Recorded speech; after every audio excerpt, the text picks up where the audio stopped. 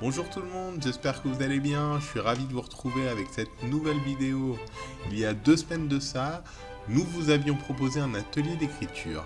L'idée, c'était d'imaginer l'origine de l'expression tomber dans le panneau. Et bien là, je vais vous donner la véritable origine. Allez, c'est parti. Au XVe siècle, le panneau était un filet tendu sur le passage des petits animaux sauvages, qui permettait de les capturer sans avoir besoin de les approcher, et donc sans les effrayer. Depuis, on emploie cette expression pour dire qu'une personne s'est fait piéger sans s'en rendre compte. Voilà la véritable origine. Je vais vous lire une version que m'a envoyée Martine.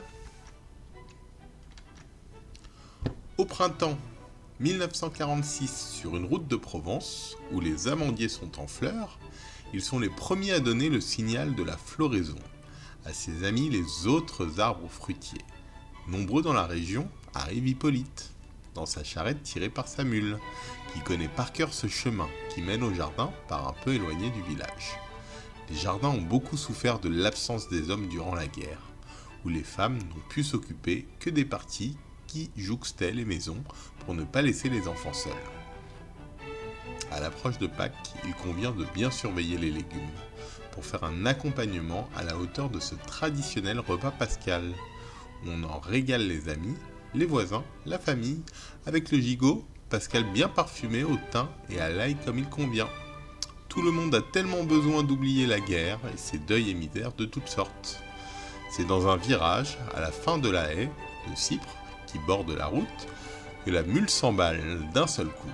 Là, en plein soleil, a été installé un grand panneau publicitaire sur lequel une adorable petite fille souriante tend aux spectateurs une plaque de chocolat meunier.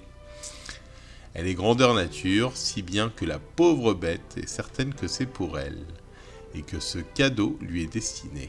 Hop! La mule franchit la fosse plein d'eau qui borde la route, renversant ainsi la charrette. Et Hippolyte, qui se retrouve les fesses dans l'eau. Ce n'est qu'une fois remis debout qu'il comprit qu'en effet, on pouvait vraiment penser que cette petite fille était réelle. Ce panneau était le premier qu'on voyait dans cette région, mais comme on ne le sait que trop bien, il sera suivi de nombreux autres. Merci Martine pour cette version. Voilà, j'espère que vous avez appris quelque chose avec ce petit atelier d'écriture. Nous revenons sûrement la semaine prochaine avec un nouvel atelier, pourquoi pas une nouvelle expression. Je vous dis à très bientôt, j'espère que vous vous portez bien, merci pour votre fidélité. N'hésitez pas à nous contacter, comme d'habitude, si vous le voulez, à csvp-club-senior avec un s, @paris.fr. A très bientôt.